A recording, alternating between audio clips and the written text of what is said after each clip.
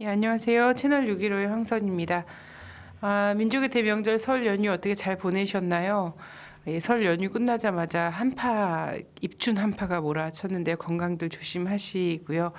그래도 설 명절 선물인 것처럼 또 남북 간의 이산가족 상봉 실무협의가 또 재개된다는 기쁜 소식도 올라와 있습니다. 오늘 채널 615에서는 남북 간에 진행되고 있는 이산가족 상봉과 관련된 이야기 함께 나눠보도록 하겠습니다. 오늘도 동북아의 문의 문경환 대표님 모셨습니다. 안녕하세요. 안녕하세요. 네. 자, 명절 잘 보내셨어요? 네, 잘 멀리 보냈습니다. 다녀오셨을 텐데. 네, 예. 뭐 운전 좀 많이 했습니다. 네. 새해 복 많이 받으시고요. 네. 네. 자, 우리 좀 채널 615도 올해 가보년에는 좀 기쁜 소식을 좀 알려드릴 수 있어야 될 텐데요. 그럴 것 같기도 하고 안 될 것 같기도 하고. 네네. 남북과가 계속 이 상태로 지금 몇 년째 하고 있었고 사실 방송하는 저희가 저지른 일은 아니지만 괜히 미안하고 막 이렇지 않습니까? 그렇죠. 자, 이산가족 상봉 실무 접촉 일정이 드디어 확정이 됐습니다. 지금 현재 이 방송 지금 녹화하고 있는 게 4일이고요. 네, 5일날 판문점에서 열린다고. 그러니까 여러분들한테 방송으로 찾아갈 때는 5일이 될 테니까. 개최됐을 수도 있겠네요. 예. 자, 지금으로서는 서로 이제 실무 접촉에 누가 나오는지 명단 교환이 지금 되고 있다라고 뉴스를 좀 확인하고 들어왔습니다. 약간 아슬아슬하긴 했지만 그래도 이 이산가족 상봉이 계속 될 거다라고 생각했었는데 갑자기 또 설 앞두고 위기를 맞았습니다. 29일날 실무 접촉하자라고 얘기했었는데 실무 접촉 무산됐었죠 한번. 네. 그래갖고 그 이후에 이제 남북 간의 묵묵부답, 일방은 물론 비난 성명을 계속 발표를 했지만 묵묵부답이 계속 이어지면서 이거 좀 어렵나 이런 생각도 또 많이들 하셨을 텐데요. 29일 실무 접촉이 무산된 경과를 먼저 살펴봐야 될 것 같아요. 네, 일단 지난 방송에서 네. 박근혜 정부가 실무 접촉을 이제 제안했다라는 것까지 나와서 당연히 이산가족이 이제 실무 접촉하고 이산가족 진행하고 이렇게 그냥 순풍에 돋다는 듯 갈 줄 알았는데 바로 이제 그날 문제가 이제 발생한 게 29일 날 실무 접촉을 갖자라고 했는데 29일 당일까지 북한이 답변을 안 해버렸습니다. 아무런 답변을 하지 않아서 사실상 무산이 돼버렸죠. 근데 그날 어떤 일들이 있었냐면 27일 북한 국방위원회 서기실에서 전통문을 보냈는데 서북도서 해상 사격훈련 중단을 요구를 했습니다. 근데 여기에 대해서 박근혜 정부가 정례훈련이다 라면서 훈련을 강행을 했죠. 그래서 이제 해병대 중심으로 해서 사격훈련이 진행이 됐습니다. 여기에 대해서 이제 사실 평가를 많이 다양한 각도에서 해볼 수 있겠는데 일단 박근혜 정부가 북한이 이제 신년 들어서 신년사 그리고 중대 제안 그다음에 공개 서한 이런 것들을 통해서 상호 비방 중상 중단하자 뭐 이런 제안을 계속 했을 때 박근혜 정부 입장은 뭐였냐면은 아니 북한이 너네도 훈련하지 않았느냐 너네도 훈련하는데 그거 보면 진정성이 없다 왜 대화하자고 상호 비방 중상하지 말자고 하면서 이 전쟁 훈련을 하느냐 이렇게 얘기를 했단 말입니다. 근데 그 훈련이라는 게 이제 평양에서 진행된 훈련이었어요. 그러니까 전방이 아니라 내륙 지역에서 한 거였는데 그런 얘기를 하고서 박근혜 정부는 우리는 정례적으로 하는 훈련이기 때문에 이건 문제되는 훈련이 아니다라고 하면서 최전방 그것도 서해에서 진행을 했다는 거죠. 그 북한이 16일 날 이 중대 제안을 발표했을 때 어떤 내용이 있었냐면 우리는 특히 총뿌리를 맞대고 있는 서해 5개섬 열점 지역을 포함하여 지상, 해상, 공중에서 상대방을 자극하는 모든 행위를 전면 중지할 때 대하여 특별히 강조하여 제안한다. 이 제안의 실현을 위하여 우리는 실천적 행동을 먼저 보여주게 될 것이다. 라고 하면서 특히 이 서해 5도에서 훈련을 하지 말자라고 제안을 한 거였는데 그걸 며칠 되지도 않아서 바로 이 훈련을 해버린 거죠. 그러면서 북한은 이제 상당히 좀 자극했다. 그것 때문에 아마 북한이 이 실무 접촉 제안에 대해서 답변을 하지 않은 게 아닌가, 항의 표시 아니었던가 이렇게 다들 짐작을 하고 있습니다. 이제 사실 뭐 뉴스가 나오기도 전에요. 서해 5도 근방에서 사격 훈련이 진행됐다라는 소식 그 뉴스만 가지고도 사람들이 이산가족 상봉이 이번에 어렵게 되겠구나 이거 같고 그리고 그 훈련을 한 당사자들도 아마 이 훈련을 함으로써 이산가족 상봉 회담 자체가 좀 무산될 수 있겠다라는 걸 염두에 둘 수 있겠다라고 누구나 좀 예상을 했을 것 같거든요. 네. 근데 어쨌든 예상을 정부가 했을 거라고 많은 사람들이 추정을 함에도 불구하고 굉장히 뜻밖의 일인 양 30일 통일부에서 북한을 강하게 비난을 했습니다. 그리고 네. 거기에 또 엉뚱하게 또 이산가족 이 실무협의에 나오지 않는 걸 비난하면서도 갑자기 핵 문제도 언급을 했단 말이죠. 예, 그 30일 네, 그 박수진 통일부 부대변인이 이제 이 북한에 이제 답변을 촉구한 이 기자회견이 있었는데요. 네, 여기서 이제 그 빨리 답변해라 실무 접촉 날짜가 지나 버렸는데 네. 도대체 왜 그러느냐 뭐 이런 이제 얘기를 했단 말이죠. 근데 여기에 엉뚱하게 핵 문제를 언급을 하면서 얘기를 이제 또 이상하게 꼬아 버렸는데 뭐라고 했냐면 지금 북한이 영변에 있는 플루토늄 수출을 위한 원자로를 재가동하고 우라늄 농축 시설의 규모도 확충하고 있다고 보도되었다. 이렇게 얘기하면서 북한이 이렇게 핵무기 프로그램을 계속 진전시키고 있는 것은 매우 심각하고 유감스러운 일이다. 북한은 당장 핵무기 프로그램을 중단하고 유엔 안보리 결의 및 비핵화 국제 의무와 약속을 지켜야 할 것. 이런 얘기를 했습니다. 이게 이제 무슨 얘기냐면 그 전에 제임스 클래퍼 미국의 국가정보국 국장이 그 보고서 그 의회에 서면 보고를 한 내용이 언론에 보도됐고 그걸 이제 인용을 한 거죠. 그래서 정부가 입장을 발표하는데 언론 보도를 토대로 이렇게 입장을 발표하는 게 과연 이제 맞나 이런 이제 지적들이 또 있었고요. 그다음에 이 이산가족 상봉 문제와 핵 문제를 왜 연계시키느냐 여기에 대해서도 이제 지적이 있었습니다. 애초에 박근혜 정부에서 입장을 발표한 게 정치 군사적 상황과는 무관하게 이산가족 상봉 행사를 재개해야 된다 이렇게 주장을 했었거든요. 네, 자신들이 정치 군사적 상황과 무관하게 진행을 하자라고 주장을 하고서 북한에서 이 답변을 실무 접촉 제안에 대한 답변을 하지 않으니까 핵 문제를 언급하면서 왜 핵 프로그램 계속 하느냐 이런 식의 보도를 한 게 사실상 자신들의 이제 논리를 뒤집는 그런 이제 모습이었다 이렇게 지적할 수 있겠습니다. 네, 그렇습니다. 근데 여기서 이제 이 통일부 부대변인이 이 통일부가 요즘 그 남북 대화보다는 대국민 심리전이라든지 대국민 그 사업을 하다 보니까 대변인실을 상당히 보강한 것 같고 그래서 통일부 대변인과 부대변인 라인들이 언론 노출이 되게 잦아요. 네. 네. 아, 그렇죠. 국민들을 이제 관리하려다 보니까 그런 거라고 생각이 되는데, 자, 이 사람이 그 예로 들어서 근거로 얘기한 것이 미국의 그 국가정보국 보고서 아닙니까? 미 네. 의회에 보고된. 근데 여기서 내용을 또 살펴보니까 사실상 뭐 영변 핵시설이 가동되고 있다. 가동되고 있다는 건 근데 작년에도 네. 저희 채널 615가 계속 얘기했던 거고요. 다 아는 거 한국의 아닙니까? 언론들도 뭐 수증기가 나고 있다 막 이러면서 벌써 이미 뭐 기정사실화되어 있던 거라서 지금 뭐 새삼스러운 정보는 아니에요. 이것뿐만 아니라 근데 굉장히 놀라운 정보들이 많이 있었거든요. 보고서의 내용 중에 예. 새로운 내용들이 있었다는 거죠. 그 중에는 이런 것도 있었습니다. 이동식 대륙간 탄도 미사일 실전 배치가 됐다 초기 단계다 네. 이런 얘기도 있었고 북도 이건 이제 남쪽에서 귀담아 들을 내용이지 않습니까? 장성택 처형 이후에 북이 그 급변 사태가 갑자기 당장이라도 있을 것 같이 막 그 걱정이 많이 있었잖아요. 네, 걱정이 그런 많이 주장들이 많이 예, 있었죠. 그런 주장이 많이 있었는데 이 국가정보 보고서에는 북의 정치제가 더욱 공고화됐다, 네. 강화됐다라고 이야기를 하고 있거든요. 이런 이야기라든가 그리고 북이 핵 개발이 지금까지는 뭐 악의 축이라든지 뭐 이런 식으로 해서 마치 공격적인 용도의 뭐 이런 거라고 얘기를 했을지 모르지만 국가정보국에서 처음으로 자위적 목적에 의한 전쟁 억지력을 위해서 만든 것이다라고는 표현을 했단 말이죠. 네. 근데 그 이런 북한의 거는- 주장인데요. 네네 그 북의 주장 그대로를 북이 왜 핵 개발을 했는가를 이렇게 그 해설하고 미국 국가정보가 그렇게 이해하고 있다라는 거예요. 그런 내용이 담겨 있는데 그 중에 이미 작년부터 계속 얘기되고 있는 갑자기 영변 핵시설 재가동 이 얘기를 새로운 뉴스인 것처럼 얘기하고 모든 한국의 언론들이 다 받아 쓴 거죠.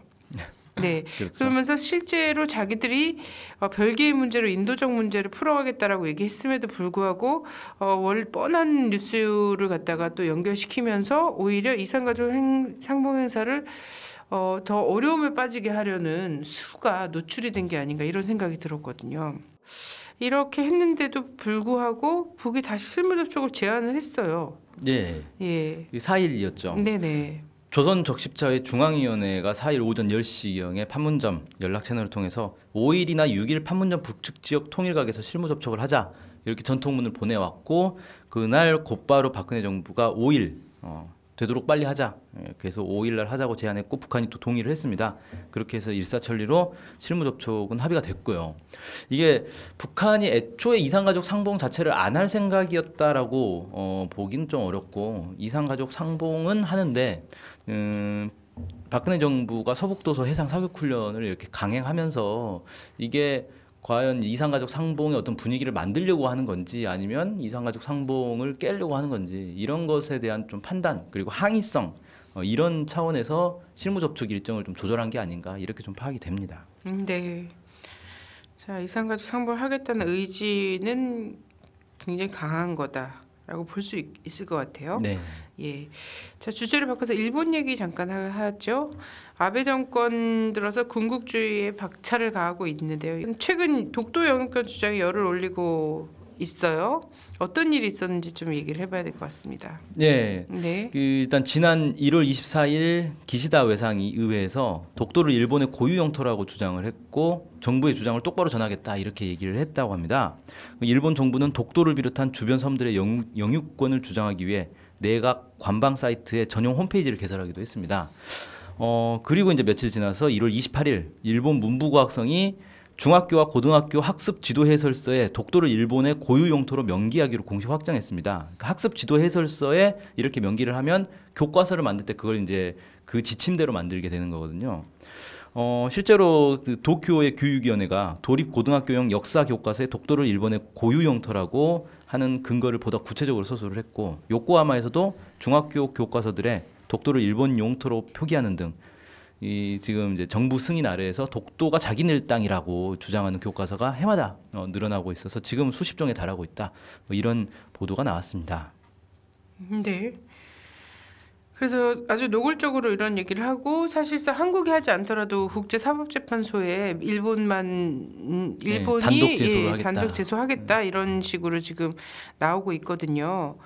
일본이 왜 이렇게 움직이고 있는 걸까요? 분명히 이제 한국과의 관계 문제나 이런 것도 사실 일본 굉장히 많이 걸리고 있을 텐데요. 그렇죠. 지금 일본이 계속 이런 이제 모습을 보이면서 뭐 한국, 그 중국 등 이제 주변국과의 외교가 상당히 꼬이고 있습니다. 그래서 원래 이제 한국의 정부가 바뀌면 새 대통령이 뭐 셔틀 외교라 그러죠. 이렇게 일본에도 가고 일본에서 한국에도 오고 이러면서 이 정상회담도 하고 그래야 되는데 지금 정상회담을 전혀 하지 못했고 정상들끼리 그 무슨 국제 회의 같은 데서 뭐 만나느냐 안 만나느냐 이런 거 가지고도 언론에 이슈가 될 정도로 상당히 좀 관계가 어려워졌고 중국하고는 거의 이제 군사적 충돌까지 우려가 될 정도로 상당히 관계가 악화되고 있는데 도대체 왜 이러는 것이냐?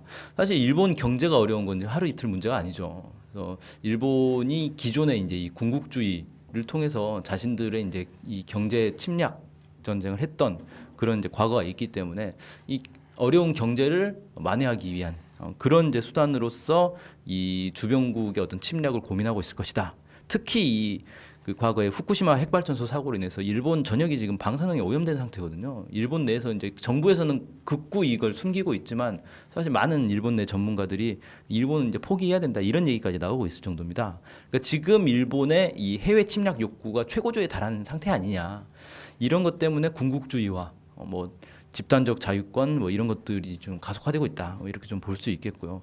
이 교과서라는 게 뭐냐? 지금 한국도 역사 교과서 문제로 상당히 시끄럽지 않습니까? 지금 그 교학사 역사 교과서 나오면서 지금 부산의 한 고등학교에서 유일하게 이제 채택을 해가지고 그 논란이 되고 있는데 이 역사 교과서를 그렇게 만들어 놓으면서 청소년들에게 역사 의식을 완전히 이 자신들의 입맛에 맞게 바꾸려는 시도를 하는 거거든요. 그게 이제 자라나는 세대들이고 이 세대들이 몇 년만 지나면 이 청년들이 되는 거죠.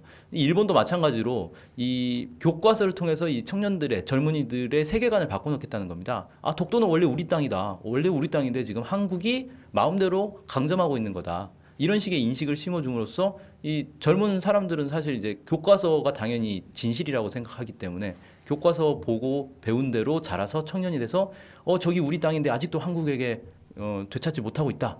어떻게 해야 되겠느냐? 군국주의의 이제 돌격대로 내세우겠다. 이런 생각으로 해외 침략의 돌격대로 만들기 위한 그런 이 구상 아래에서 이런 교과서를 계속 만들려고 하고 있다. 이렇게 좀 분석할 수 있겠습니다. 글쎄요, 일본이 미래가 없는 나라인 거는 맞는 것 같은데요. 사실 지금 벌어지고 있는 일들과 그렇죠. 특히나 이 방사능에 오염된 이런 땅과 물과 공기와 이런 것들 보건대는 그런 것 같긴 한데 이 미래를 해외 침략이나 군국주의나 이런 걸로 좀 찾을 수 있을까 과연? 그건 오히려 또 일본의 패망이나 이런 것들을 더 부추기는 길이 되지 않을까 이런 생각이 들거든요. 요즘 현대전이 예전에 뭐 임진왜란 때나 예, 아니면은 예 가보년 그때처럼 막 조총 들고 뭐 들고 막 물밀듯이 밀려온다고 또 가능한 게 아니지 않습니까? 그렇죠. 근데 어쨌든 너무나 지금 애가 타는 상황이기 때문에 절박한 상황이기 때문에 그 예전에 그 기존에 있던 제국주의적 좀 문제 해결 방식 이게 계속 뭐 본인들이 배운 게 도둑질이기 때문에 이렇게 네. 갈 수밖에 없다는 건 좀 알겠는데 좀 이성을 찾아야 되지 않을까 이런 생각이 들고요. 이런 일본의 군국주의화에 하여튼 한국뿐만 아니라 많은 나라들이 이 경각심을 갖고 있죠. 그렇습니다. 그 얼마 전에 좀 언론에 많이 나오긴 했었는데 2014 프랑스 앙굴렘 국제 만화 페스티벌이 있었는데 여기 이제 한국 정부가 지지 않는 꽃이라는 제목의 기획전을 열었습니다. 위안부를 이 주제로 한 만화 20점, 그다음에 영상 4편이 출품되는데 유럽인들이 많은 관심을 보였다 그래요. 한 4만여 명, 2만여 명인가 4만여 명 정도가 이렇게 봤다고 그러는데 여기에 이제 일본 대사관이 항의 성명서를 내기도 하고요. 또 극우 단체를 앞세워 가지고 이 위안부 문제를 이제 왜곡한 그런 이제 작품을 전시하려다가 조직위원회 제재를 받아서 철거를 당하기도 하고. 아니 뭐 지휘부의 그 지도부의 생각은 그렇지 않습니까? 어느 나라나 다 있었던 거다. 예, 뭐 종군- 독일과 프랑스 사이에도 있었다 이런 식의. 종군 위안부는 어느 나라나 다 있는 거다. 뭐 이런 얘기를 하고 있죠. 그렇죠. 그렇게 해서 이제 유럽에까지 가서 이런 이제 투태를 보이기도 하고, 그 다음에 지난 1월 19일 날 중국 하얼빈에 안중근 의사 기념관이 이제 개관을 했습니다. 그러니까 하얼빈 역에서 이토 히로부미를 저격하지 않았습니까? 네. 그걸 이제 세워져서 중국 내에서도, 그러니까 중국에서 안중근 의사 기념관을 만들었다는 것도 좀 특이한 거잖아요. 자기들 네네. 그 중국인도 아닌데, 그래서 이제 좀 이 화제가 됐었는데, 여기에 이제 일본에서 스가 요시히데 일본 관방장관이 안중근은 일본 초대 총리인 이토 히로부미를 살해해 사형 판결을 받은 테러리스트다. 네네. 이런 테러리스트를 왜 기념을 하느냐, 뭐 이런 식의 이제 발언을 해서 또 논란이 되기도 했었는데, 저런 뭐 한국, 중국뿐만 아니라 뭐 전 세계적으로 일본의 이런 군국주의와 극우 화에 대해서 우려와 비난이 지금 쏟아지고 있는 그런 상황입니다. 네네. 이런 상황에서 한국이 도대체 가장 적절하게 대응하는 그리고 가장 효과적으로 대응하는 건 무엇일까? 이런 고민을 또 우리 국민들이 하지 않겠습니까? 그냥 뭐 그렇죠. 할빈당이 나와서 손가락 자른다고 될 일인가? 파고다공원 앞에서 탑골공원 앞에서 되는가? 아니면 뭐 이명박처럼 갑자기 독도 어느 날 기습 방문하는 네. 이런 제스처로 이걸 해결할 수 있을 것인가? 이런 고민 속에서 사실은 이제 일본의 독도 침탈이라든지 어쨌든 이 그 무장화, 재무장화 이런 것들을 막기 위해서는 결국 남북이 같이 그 힘을 모으는 수밖에 없다. 힘과 지혜를 모아서 국제사회에서도 대응하고 여러 방면에서 대응하는 수밖에 없다. 이런 이야기들이 가장 뭐 이성적인 방법인 것 같은데요. 이런 이야기들이 많이 있죠. 아, 그렇습니다. 네. 사실 얼마 전에 서울에서 한중일 그 미국 대사, 그러니까 한국과 중국, 일본에 주재하고 있는 미국 대사가 서울에서 모였다고 그래요. 네. 그래서 비밀 회동을 가졌다고 하는데 그 내용은 공개가 되지 않았지만 아무래도 이제 일본의 이런 이 군국주의와 특히 이제 독도 영유권 문제 이런 것들로 인해서 이 논란이 되고 있는데 여기에 대한 이제 논의를 하기에 모였을 것이다. 뭐 이런 얘기가 나오고 있고요. 그런 이제 분석들이 있습니다. 미국 입장에서는 이 한반도 이 동북아 지역에 일본의 어떤 이 군사력을 키워서 이걸 토대로 해서 자신들의 부담을 좀 이 낮추려고 하는 그런 의도가 있고, 그래서 일본의 집단적 자유권이라든지 적극적 평화주의라든지 이런 거에 대해서 환영의 뜻을 밝히고 있죠. 그러니까 미국이 한편에서는 일본의 군국주의를 부추기고 있는데 이게 이제 일본이 너무 앞서 나가다 보니까 일본 입장에서는 지금이 이제 좋은 기회다. 미국의 지지를 얻었기 때문에 좋은 기회다라고 생각하면서 그동안 이제 자신들이 물론 해오기는 했으나 공공연하게 얘기하지 못했던 것들을 막 떠들고 있는 상황이거든요. 근데 이런 것들이 주변국의 이 반발을 불러와서 특히 이제 한일 관계를 악화시키면서 미국 입장에서는 이게 한미일 삼각동맹을 이렇게 만들어야 되는데 그러자면 한일 관계에 한일 간의 군사적 어떤 결탁, 협력 이런 게 이루어져야 되는데 이걸 또 가로막는 이 모순이 발생한다는 거죠. 그래서 미국 입장에서 상당히 좀 골치 아픈 상황이 됐는데 어쨌든 미국은 한국과 일본 중에 선택하라고 하면 결국은 일본을 선택할 거라는 겁니다. 일본이 자신들의 가장 더 한국보다는 훨씬 중요한 이제 동맹국이기 때문에 일본을 선택할 건데 이게 이제 외교적인 뭐 어떤 해법 뭐 이런 것들도 있겠지만 결국에 가서는 이게 군사적인 이 문제로 비약됐을 때 이걸 어떻게 해결할 것이냐 이게 이제 결정적인 거거든요. 쉽게 말해서 일본이 자위대를 앞세워서 일본 그 독도를 뭐 점령을 했다. 점거를 했다. 이러면 어떻게 할 거냐는 겁니다. 그럼 당연히 한국이 군대를 몰아서 일본과 싸워야 될 텐데 네. 그렇게 되면 이제 전쟁이 되는 거고 전시 작전 지휘권은 미국에게 있고 뭐 미국이 한국군을 도와서 일본과 싸울 것이냐 절대 그럴 리가 없다는 거죠. 네. 그럼 한국군은 눈 뜨고 그냥 독도를 빼앗기는 걸 당할 수밖에 없다는 거예요. 그러면서 뭐 이제 성명이나 발표하겠죠. 일본은 그러면 안 된다. 뭐 이런 성명이나 발표할 텐데 당장 나가라. 예, 이미 늦은 거 아닙니까? 네. 근데 이런 이제 것을 막기 위해서는 결국은 남북이 힘을 합쳐서 독도를 지키는 게 가장 현실적이고 현명한 방법 아니겠느냐 이런 생각들은 이제 사실 많은 사람들이 하고 있고요. 지난 1월 28일에 그 인터넷 언론 진실의 길이라고 있는데 진실의 길에 신상철 대표가 자신의 페이스북에 이런 글을 올렸더라고요. 그 이제 일본의 독도 침략에 대비해서 유일한 대응 전략은 남북 간의 독도 특별 협약을 조속히 체결하는 것만이 해법입니다. 만약 독도가 외세로부터 침공을 당하면 남북이 군사적으로 공동 대응한다. 그 협약만이 독도를 보호할 수 있다고 저는 생각합니다. 이런 글을 올렸는데 아주 정말 이 유용한 해법이다. 이 남북이 군사적으로 딱 이 힘을 모아서 독도 문제에 공동 대응하겠다라고 하면 미국이 거기에 이제 개입하기 어려운 상황이 되는 거고 미국이 한국군을 통제한다고 해도 북한이 일본과 싸울 수 있기 때문에 일본이 쉽게 독도를 이렇게 탐낼 수 없지 않겠는가 뭐 이렇게 네. 생각되고 남북이 이런 걸 기회로 삼아서 남북 뭐 독도 방위 연합 훈련 이런 것들 하면 얼마나 좋습니까? 그러면 이제 군 그 남과 북의 군 간의 어떤 신뢰와 이 협력도 쌓을 수 있는 것이고 이런 것들이 사실 뭐 이산가족 상봉 10번 하는 것보다 훨씬 더 남북 간의 관계를 더 돈독히 할 수 있는 좋은 계기가 될 수 있다 이렇게 좀 네네. 생각합니다.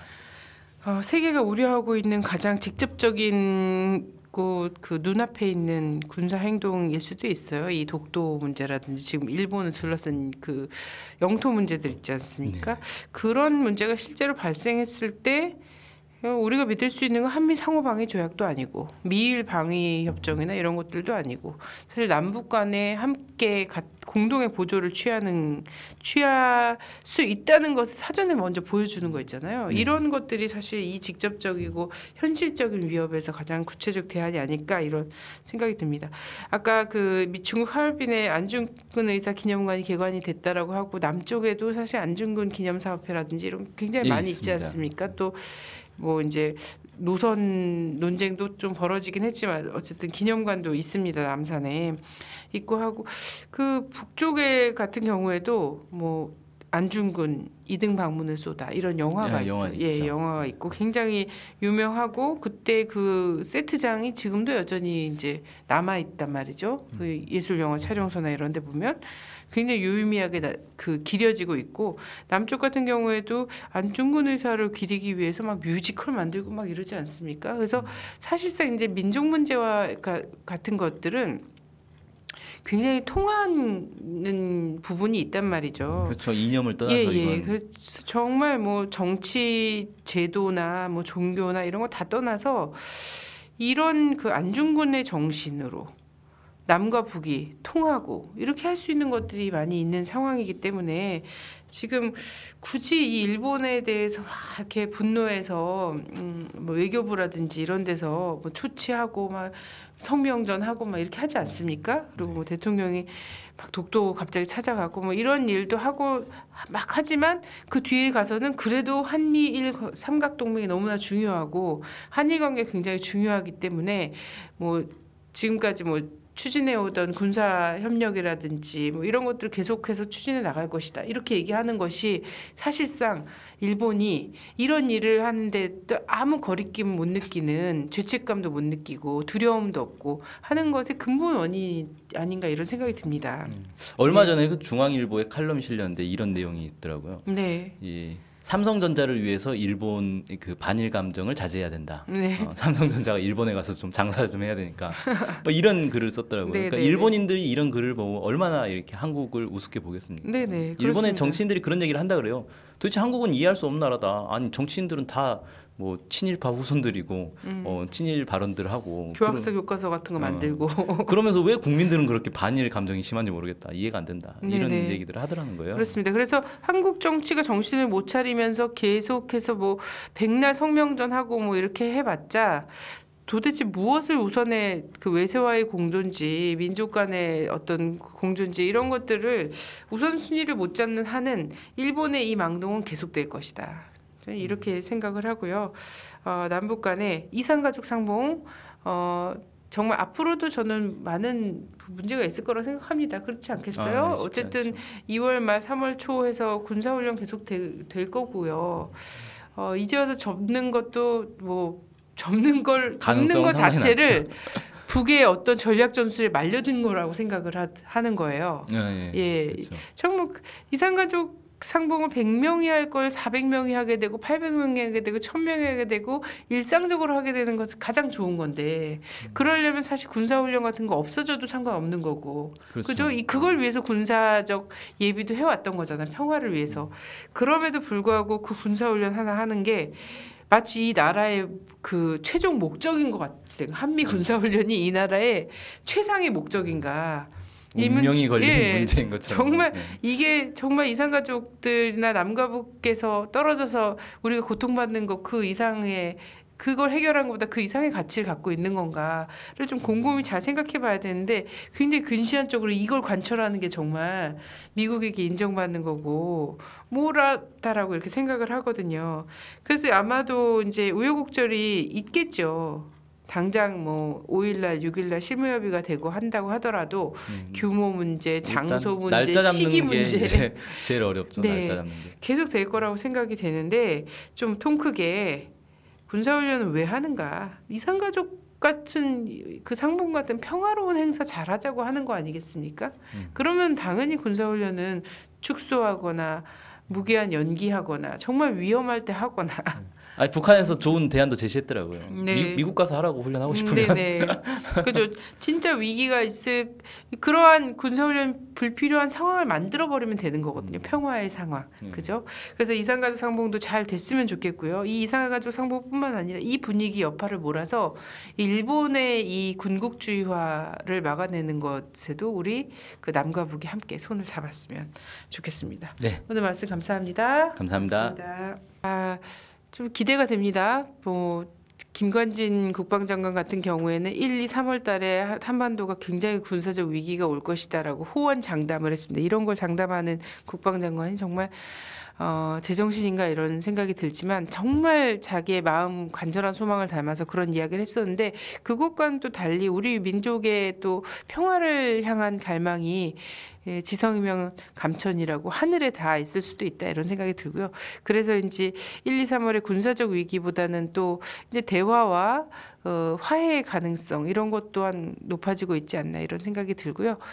우리 국민들이 온 마음과 그리고 촛불을 모아서 이 땅의 평화와 민주주의 지켜낸다면 저는 전혀 다른 이 정부가 그리고자 하는 올해의 상황과 전혀 다른 올해가 또 될 수 있을 거라고 생각합니다. 복 많이 받으시고요. 변화무쌍한 날씨에 건강 조심하시기 바랍니다. 감사합니다.